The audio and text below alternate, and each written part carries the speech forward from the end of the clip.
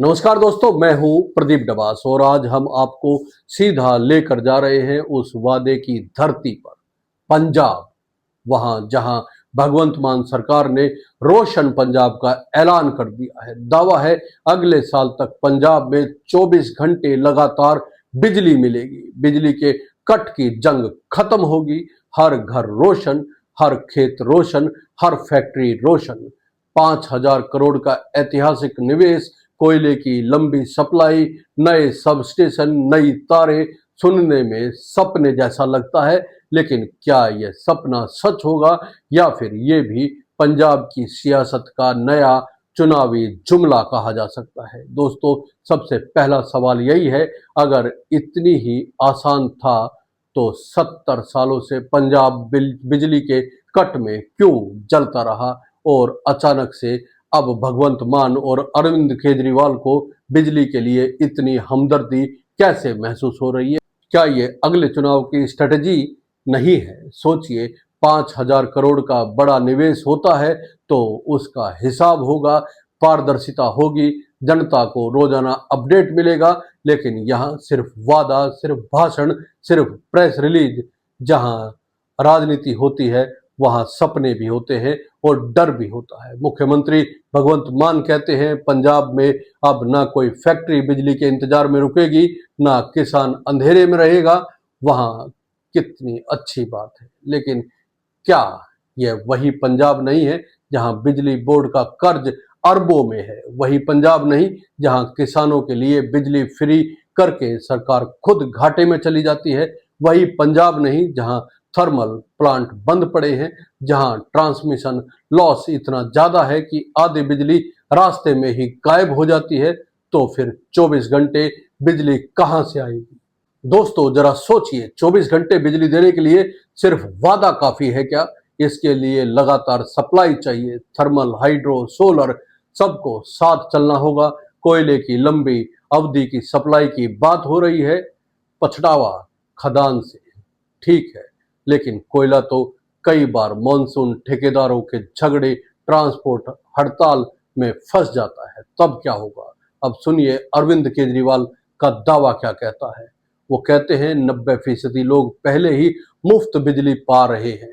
किसानों को सिंचाई के लिए 8 घंटे बिजली मिल रही है, जल्द ही पूरा दिन मिलेगी और अगले साल बिजली कटौती खत्म हो जाएगी। सवाल है, जब मुफ्त बिजली देने का मॉडल चल रहा है तो नए इंफ्रास्ट्रक्चर का खर्चा कैसे निकाला जाएगा? 25,000 किलोमीटर नई केबल, 8,000 ट्रांसफार्मर, 77 नए सब स्टेशन, ये तो अरबों में खर्च है। पैसा कहां से आएगा? या फिर कोई नया कर्ज लिया जाएगा? दोस्तों, यहाँ एक और तीखा सवाल है, जब 90% लोगों को पहले ही मुफ्त बिजली मिल रही है तो इस 24 घंटे बिजली का फायदा किसे होगा? क्या ये अमीर उद्योगपति घरानों के लिए वरदान है जिन्हें कंट्रोल्ड सप्लाई में दिक्कत होती है, या ये जनता के लिए सचमुच राहत है? याद है आपको, दिल्ली में भी अरविंद केजरीवाल ने बिजली मुफ्त की थी, लेकिन ये भी याद रखिए कि मुफ्त बिजली का मतलब है बिजली कंपनियों और सरकार के बीच सीधा सब्सिडी का लेन देन। और अगर सरकार की तिजोरी खाली हो गई तो फिर क्या होगा? पंजाब की पूर्व सरकारों, कांग्रेस, शिरोमणि अकाली दल और भारतीय जनता पार्टी पर केजरीवाल ने आरोप लगाया कि उन्होंने ट्रांसमीटर नेटवर्क सुधारा ही नहीं। ठीक है, मान लेते हैं, लेकिन दोस्तों, क्या किसी ने पूछा है कि आम आदमी पार्टी की सरकार अब तक कितनी बिजली चोरी रोक पाई? दिन में ट्रांसमिशन लॉस कम हुआ है? क्या गांव में ट्रांसफार्मर फटने की घटनाएं बंद हो गई? दर्शकों, एक पल के लिए सोचिए, अगर ये रोशन पंजाब सच होता है तो पंजाब की सूरत बदल जाएगी। किसान रात में भी सिंचाई कर पाएंगे, उद्योग कभी रुकेगा नहीं, बच्चों की पढ़ाई में कट नहीं होगा। लेकिन अगर ये सिर्फ वादा रह गया तो पंजाब की जनता को फिर से वही पुराने कट वाले दिन देखने होंगे। सरकार कह रही है नए सब स्टेशन बन रहे हैं, पुराने की मरम्मत हो रही है, तारें बदली जा रही है, शहरी इलाकों में गैर बिजली के तार हटाने का काम हो रहा है, खुले मीटर बॉक्स बंद हो रहे हैं, सुरक्षा बढ़ रही है। अच्छा है, लेकिन क्या किसी ने यह जांचा है कि गांव में क्या हालात है। क्या गांव में पोल टूटे पड़े हैं, लाइन 20 साल पुरानी है, ट्रांसफार्मर जलने के बाद हफ्तों बदले नहीं जाते। पीएसपीसीएल के चेयरमैन खुद कह रहे हैं कि टीम दिन रात काम कर रही है। सही है, लेकिन दिन रात काम करने के बावजूद पंजाब में हालत में कितनी बार आकस्मिक बिजली कट नहीं हुआ, कितनी फैक्ट्रियां उत्पादन रोकने पर मजबूर हुई।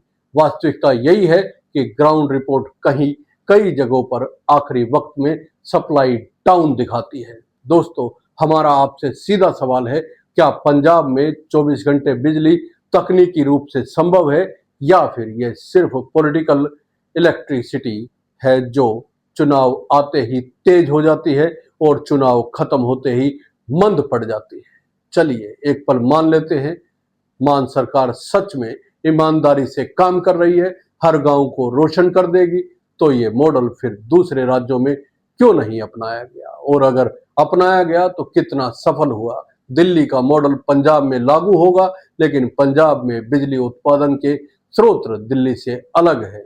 यहाँ कोयले पर ज्यादा निर्भरता है, सोलर और हाइड्रो का हिस्सा कम है। दोस्तों, आखिर में यही कहना है कि रोशन पंजाब का सपना अच्छा है, सुनने में शानदार लगता है, लेकिन पंजाब के लोग सिर्फ सपनों पर नहीं, हकीकत पर भरोसा करते हैं।